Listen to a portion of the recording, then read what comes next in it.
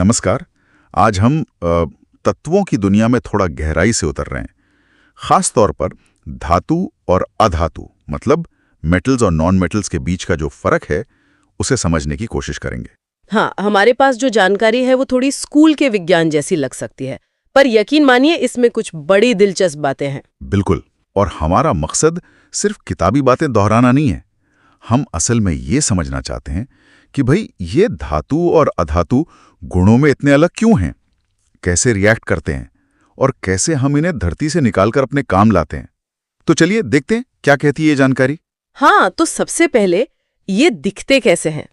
धातुएं आप जानते ही हैं, आमतौर पर चमकदार होती हैं, एक खास चमक होती है उनमें। जी, धात्विक चमक कहते हैं उसे, और वो अक्सर ठोस भी होती हैं। हाँ, ठोस होती हैं और उनको पीट कर फैलाया जा सकता है, मतलब चादर बन सकती है, आघात वर्ध्य। हाँ, और तार भी खींच सकते हैं, तन्य। ये वाला तो कमाल है, सिर्फ 1 ग्राम सोना और उससे करीब 2 किलोमीटर लंबा तार, सोचिए जरा। है ना कमाल की बात। और बिजली और गर्मी दोनों के अच्छे सुचालक होते हैं ये। बिल्कुल, स्कूल की घंटी याद है, टन, वो आवाज। हाँ। वो भी धातुओं का ही गुण है, ध्वनिक कहते हैं इसे। पर यहीं पर कहानी थोड़ी पेचीदा हो जाती है, क्योंकि नियम है तो अपवाद भी हैं। जैसे पारा है तो धातु, पर कमरे के तापमान पर लिक्विड। हाँ, वो थर्मामीटर वाला पारा। बिल्कुल वही। और गैलियम, सीजियम, ये तो हथेली पर रखो तो पिघल जाते हैं। अच्छा, इतनी कम गर्मी से? जी हाँ। और दूसरी तरफ देखिए, आयोडीन है तो अधातु, पर उसमें चमक होती है। अरे हाँ। और कार्बन, वो तो कमाल ही है, एक अधातु पर उसका एक रूप हीरा, दुनिया का सबसे कठोर पदार्थ, और दूसरा रूप ग्रेफाइट, वो पेंसिल वाला, वो बिजली का सुचालक है। मतलब अधातु होकर भी? हाँ, और कुछ धातुएं तो बिल्कुल उल्टी हैं। सोडियम, पोटेशियम मक्खन की तरह मुलायम, चाकू से कट जाती हैं। तो मतलब सिर्फ देखकर या छूकर हमेशा सही अंदाजा नहीं लगता। सही कहा, बिल्कुल सही। अच्छा, अब जरा इनके रासायनिक बर्ताव पर आते हैं। ऑक्सीजन के साथ मिलकर ही क्या करते हैं? धातुएं जब ऑक्सीजन से मिलती हैं तो ज्यादातर क्षारकीय ऑक्साइड बनाती हैं, मतलब ऐसे ऑक्साइड जो एसिड को न्यूट्रलाइज कर सकते हैं। ठीक है। और अधातुएं? अधातुएं बनाती हैं अम्लीय या फिर उदासीन ऑक्साइड, जैसे कार्बन डाइऑक्साइड अम्लीय है, पानी उदासीन। समझ गया। और पानी के साथ इनका क्या रिएक्शन है? वो भी बड़ा अलग अलग है। सोडियम, पोटेशियम जैसी कुछ धातुएं तो ठंडे पानी में ही तेजी से रिएक्ट करती हैं, कभी कभी तो आग भी लग जाती है। हाँ, सुना है मैंने, काफी खतरनाक। जी, कुछ को थोड़ी गर्मी चाहिए या भाप चाहिए रिएक्ट करने के लिए, और कुछ हैं बिल्कुल शांत, सोना, चांदी, प्लैटिनम, पानी से कोई रिएक्शन नहीं। अच्छा, और एसिड के साथ? तनु अम्ल यानी डाइल्यूट एसिड के साथ? ज्यादातर धातुएं तनु अम्लों से क्रिया करके लवण, सॉल्ट और हाइड्रोजन गैस बनाती हैं। पॉप करके जलती है वो गैस। हाँ, वो लैब वाला टेस्ट। बिल्कुल। और यहीं पर देखिए, सक्रियता श्रेणी यानी रिएक्टिविटी सीरीज बहुत काम आती है। ये धातुओं की एक लिस्ट है उनकी क्रियाशीलता के घटते क्रम में। पोटेशियम सबसे ऊपर, सबसे ज्यादा रिएक्टिव, सोना सबसे नीचे, सबसे कम। तो ये लिस्ट बताती है कि कौन कितना तेज रिएक्ट करेगा। हाँ, और ये भी कि कौन सी धातु किस दूसरी धातु को उसके कंपाउंड से हटा सकती है। ज्यादा रिएक्टिव धातु कम रिएक्टिव धातु को उसके सॉल्ट सॉल्यूशन से डिस्प्लेस कर देती है, जैसे लोहा कॉपर सल्फेट से कॉपर को हटा देता है। अच्छा, ये तो जरूरी बात है। और स्रोत ये भी बताते हैं कि धातु और अधातु के बीच इलेक्ट्रॉन का लेना देना होता है, आयोनिक यौगिक। जी हाँ, धातुएं इलेक्ट्रॉन देना पसंद करती हैं, अधातुएं लेना। तो जब ये मिलती हैं, इलेक्ट्रॉन ट्रांसफर होते हैं, इससे बनते हैं आयोनिक यौगिक। जैसे हमारा खाने का नमक, सोडियम क्लोराइड, NaCl। सोडियम ने इलेक्ट्रॉन दिया, क्लोरीन ने लिया। ये आयोनिक कंपाउंड अक्सर ठोस होते हैं और इनके गलनांक मतलब मेल्टिंग पॉइंट बहुत ऊंचे होते हैं। ठीक है, तो ये तो हो गया कि ये कैसे बर्ताव करते हैं। पर ये मिलते कहाँ से हैं? जमीन से। हाँ, पृथ्वी की जो ऊपरी परत है, भूपर्पटी या अर्थ्स क्रस्ट, वहीं से खनिजों, मिनरल्स और अयस्कों ओर्स के रूप में। अयस्क वो खनिज होते हैं जिनसे धातु निकालना फायदेमंद होता है। और क्या ये शुद्ध रूप में भी मिलते हैं? कुछ मिलती हैं जो बहुत कम रिएक्टिव है, जैसे सोना, चांदी, प्लैटिनम। ये कभी कभी सीधे सीधे मतलब स्वतंत्र अवस्था में मिल जाती हैं। अच्छा, लेकिन ज्यादातर तो यौगिकों में होती होंगी। बिल्कुल, ज्यादातर धातुएं ऑक्साइड, सल्फाइड, कार्बोनेट जैसे यौगिकों के रूप में होती हैं और उन्हें अयस्क से निकालने का तरीका यानी निष्कर्षण उनकी रिएक्टिविटी पर निर्भर करता है।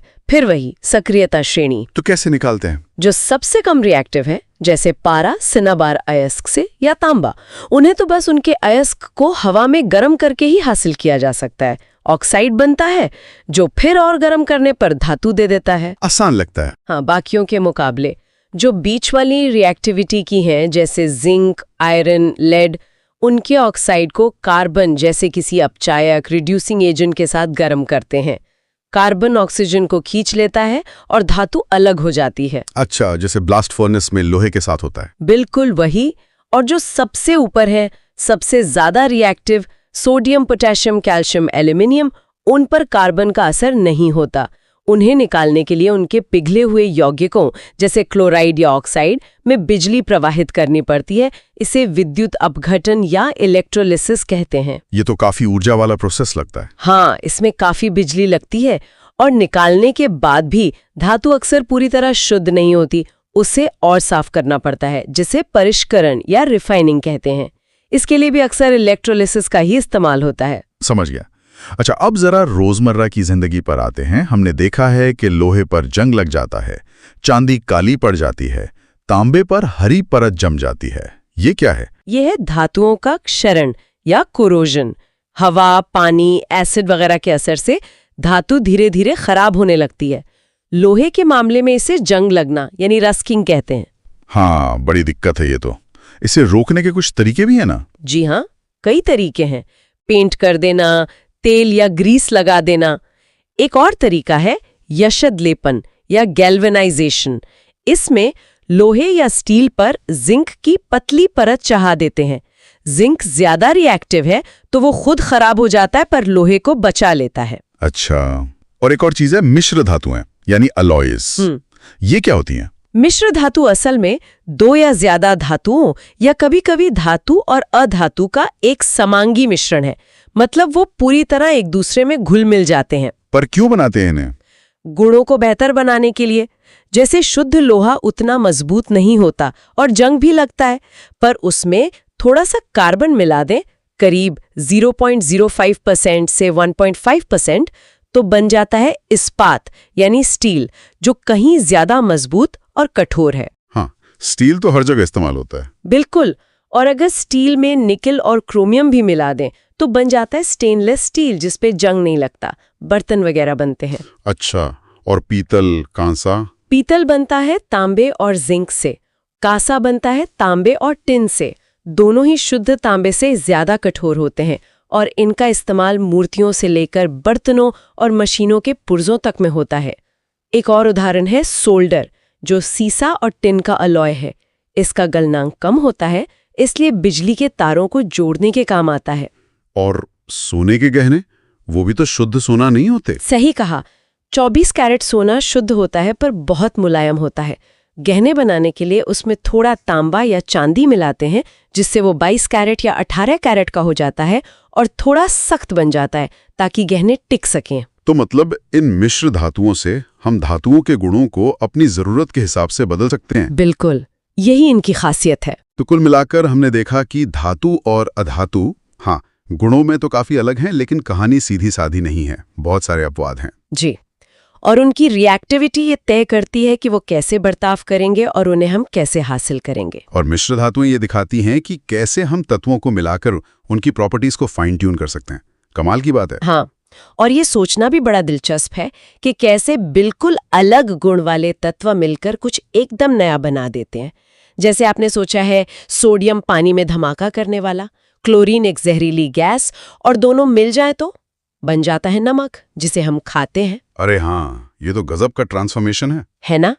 तो ये स्रोत हमें बताते हैं कि तत्व कैसे रिएक्ट करते हैं, उनका बेसिक नेचर क्या है, पर क्या उनके कुछ ऐसे छिपे हुए गुण भी हो सकते हैं जो सिर्फ खास कॉम्बिनेशन में या खास हालात में ही सामने आते हैं?